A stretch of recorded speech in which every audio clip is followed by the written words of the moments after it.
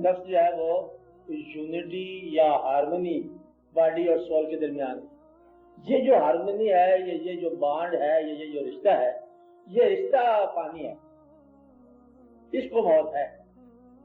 تو مادہ کبھی زندہ نہیں تھا، اس نے مرنا کیا ہے کہ روح کو موت ہے کو نہیں، تو یہ جو رشتہ ہے اس کو موت ہے۔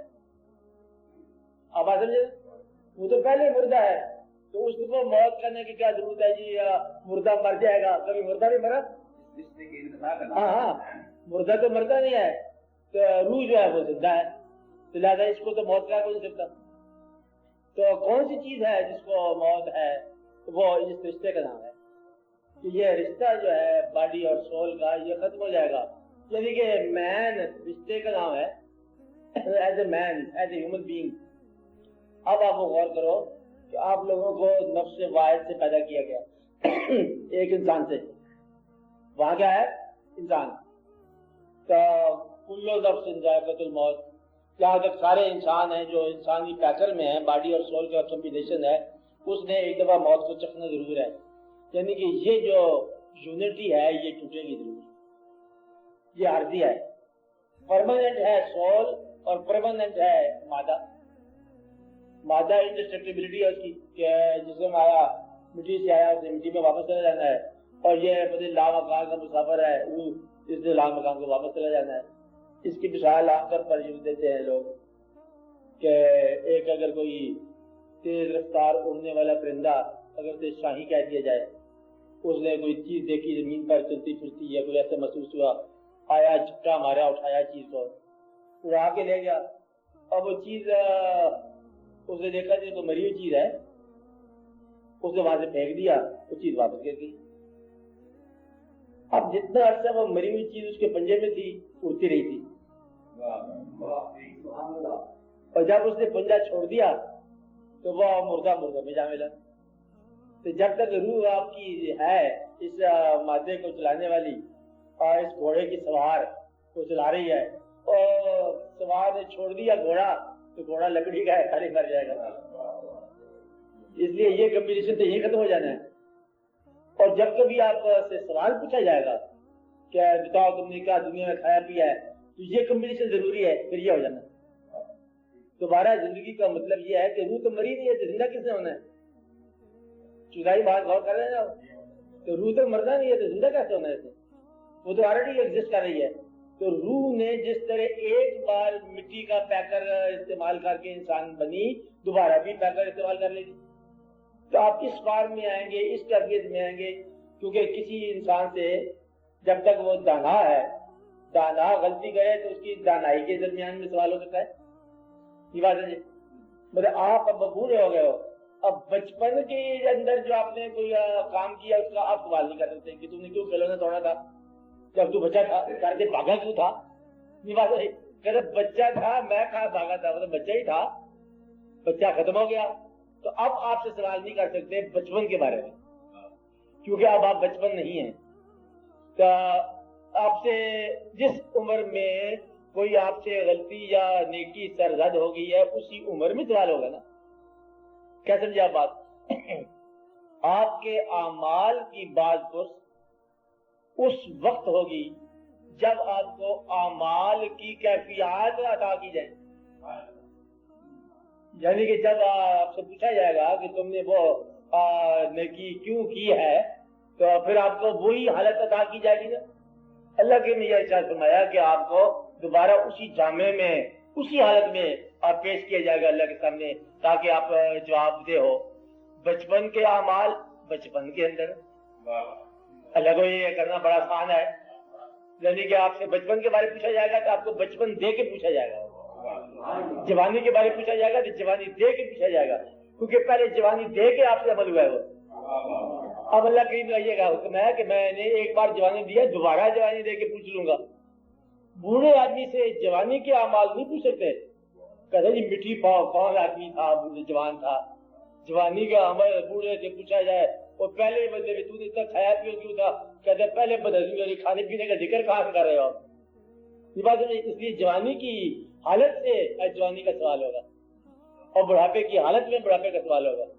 آپ سے جب یہ پوچھا جائے گا کہ تم نے اولاد کے ساتھ کیا نیکیاں کی ہیں تو پھر آپ کو صاحب اولاد بنا کے پوچھا جائے گا. تو گویا کہ اللہ کریم جو ہے جب آپ کی زندگی کے بارے میں آپ سے سوالات ہوں گے تو زندگی کی بتدریج نفس کی حالتوں میں سوال ہوں گے، تاکہ ہر آدمی یہ نہ کہ جی کس عمر کی بات اور کس عمر میں آپ آ کے پوچھ رہے ہو، آپ تو مجھے نظر نہیں آتا. کہتا وہ جو سامنے درخت تھا تو نے اس کا پھل توڑا پوچھا، کہتا اب تو بینائی نہیں ہے، اب درختوں کی بات کیا کر رہے ہو. بینائی دے کے پوچھا جائے گا. تو لہذا سائل کو اور کینڈیڈیٹ کو اور جس کا سوال محاسبہ ہونا ہے اس کو اس حالت میں رکھ کر اسے پوچھا جائے گا اب بتا اب کیا کیفیت ہے. اس وقت تو نے میرا حکم نہیں غور کیا، اب تو میں موجود ہوں نا، اب غور کر غلطی ہے کہ نہیں ہے. تو کہتا ہے جی غلطی ہے. تو نے پہلے کیوں نہ غلطی مانی؟ کہتا ہے جی پھر معافی دے دو. معاف تو پھر معاف ہوگا.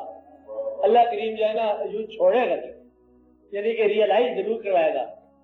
اب آپ یہ نہیں کہہ سکتے کہ جی جوانی میں ایسا واقعہ ہو گیا، یہ بچپن میں ہو گیا نا، جوانی دے کے پوچھا جائے گا. اور پہلے اللہ کا اطلاع کیا آپ کو اللہ ہے، اور جن لوگوں نے اللہ کو غیب سمجھ کر اللہ سے ڈرے، کس طرح ہے جو لوگ اللہ کو غیب میں ڈرتے ہیں، جو بالغیب ہے نا، مقصد ہے کہ جو لوگ ڈرتے ہیں اللہ سے اور اللہ کو غیب سمجھ کے ڈرتے ہیں وہ لوگ بڑے ایمان والے ہیں. بات نہیں نا، یعنی کہ اللہ کو جانتے ہوئے کہ اللہ موجود یوں ہماری نگاہوں میں نہیں ہے، اس کو غیب سمجھ کے ڈرتے ہیں، یہ لوگ بڑے ایمان والے ہیں. آپ کو بات سمجھ آ رہی ہے نا؟ اب اس وقت تو اللہ کے حاضر ہوں گے، موجود ہوں گے نگاہوں کے سامنے، تو پھر یہ فرق آپ کو معلوم ہوگا کہ کیا فرق تھا کہ میری ابتدا میرے بارے میں جو تھی اس وقت تو نے ایسا محسوس نہ کیا، اب میں موجود ہوں، ذالک اليوم الحق، کے آج کا دن جو ہے یہ حق ہے. اب بتاؤ کہ ایسا کام کیوں ہوا. اب آپ یہ نہیں کہہ سکتے کہ آپ پتہ نہیں کیا تھا کیا نہیں تھا، پھر آپ اپنی غلطیوں کو اس وقت ریلائز کرو گے. اس لیے وہ لوگ مومن زیادہ کہلائیں گے جو غیب ماننے کے بعد حاضر کسی کیفیت میں ڈرے. جس کو آپ غیب کہہ رہے ہو وہی حاضر ہے، جسے حاضر سمجھ رہے ہو یہ غیب ہے.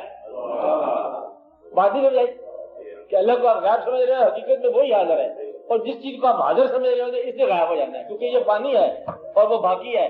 باقی ہمیشہ حاضر ہے اور پانی ہمیشہ ہی حاضر ہے. آپ بات سمجھ رہے نا؟ تو لہٰذا اتنا سا فرق اگر آپ طے کر لو تو نفس کی آپ کو پہچان ہو جاتی ہے. نفس ہے کیا؟ نفس جو ہے یہ پہچان کی سٹیجز کے زمانے ہیں. بات سمجھائی؟ ارتقاء کے زمانے ہیں، اعمال کے زمانے ہیں، افعال کے زمانے ہیں. یعنی کہ جسم جو کمبینیشن روح اور جسم مادہ کا ہے اس جسم پر احوال، ارتقاء، افعال کے زمانے جو ہے نا یہ سارے نفس کے زمانے ہیں. اب آپ جو ہے وہ نفس مطمئنہ جسے آپ کہہ رہے ہو تو یہ ایک انسان کے نفس کی ایک زمانے کی حالت ہو سکتی ہے، دوسرے زمانے کی حالت دوسرے نفس کی حالت ہو سکتی ہے، لیکن کچھ انسانوں کے ساتھ یہی حالت چلتی رہتی ہے، وہ ہمیشہ کے لیے مطمئنہ ہوتے ہیں. آپ سمجھ رہے ہیں نا؟ کچھ انسان جو ہے وہ ذکر کے ذریعے مطمئنہ ہو گئے، کچھ کس طرح کے ہو گئے. تو یہ اپنے نفس کو پہچاننے کا مطلب یہ ہے کہ جسم اور جان کے رشتے کو اللہ کا احسان سمجھ کے آپ پہچانو اس کو کہ یہ کیا چیز ہے، اور یہ پرماننٹ نہیں ہے، ہمیشہ رہنے والی چیز نہیں ہے. یہ جو ہے نا یہ جدا ہو جائے گا، اور اس سے پہلے کہ یہ جدا ہو جائے یہ رشتہ، کیونکہ یہ ٹھہرنے والا نہیں ہے نا، یہ فورس کیا ہوا کمبینیشن ہے، یعنی کہ اجزاء مختلف قسم کے عناصر کا مرکب ہے. آپ سمجھ رہے ہیں نا؟ ایک پانی ہے اور ایک تھوڑا سا مطلب ایٹرنل ہے. روح جو ہے نا اس کو فنا نہیں لیکن ابتدا ہے. اللہ روح میں یہ فرق ہے، اللہ ہر ابتدا سے پہلے ہے، ہر انتہا کے بعد. تو روح جو ہے نا پیدا کی گئی ہے لیکن فنا نہیں ہے. اس لیے روح کو کہتے ہیں ایک کنارے کا سمندر، ایک کنارہ ہے، اور وہ جو اللہ کے کہتے ہیں وہ کنارے کو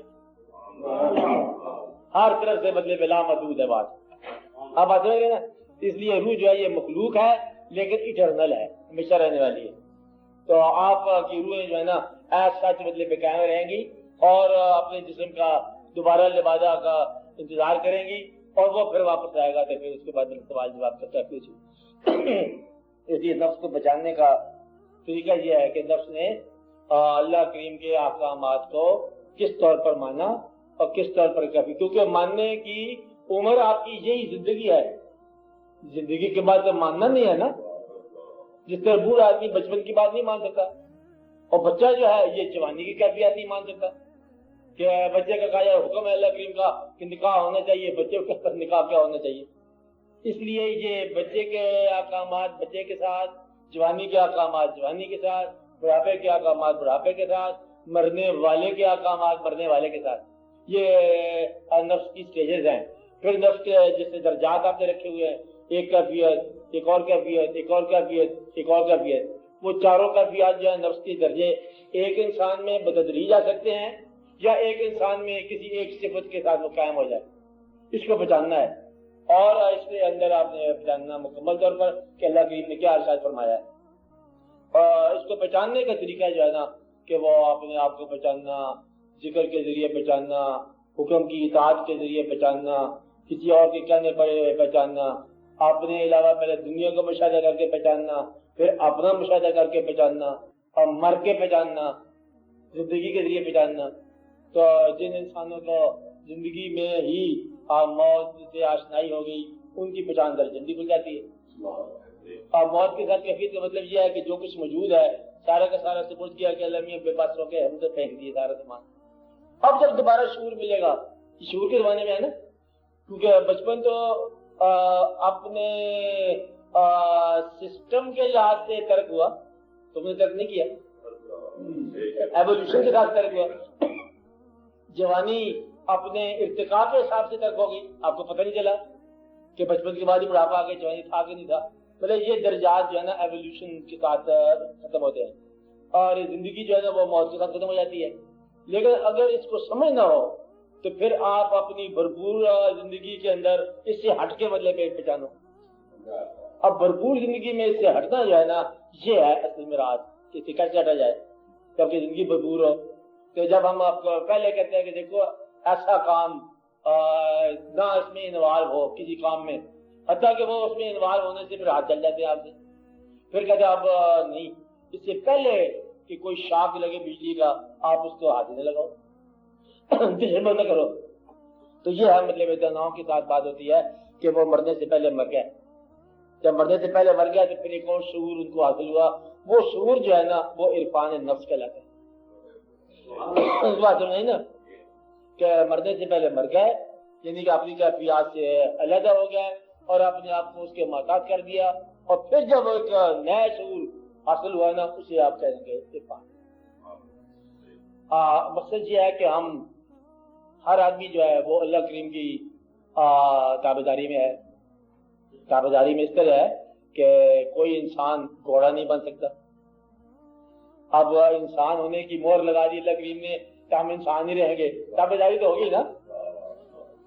مقصد یہ ہے کہ ہم تابعداری میں ہیں سارے، کہ جب تک انسان انسان ہے تابعداری ہے.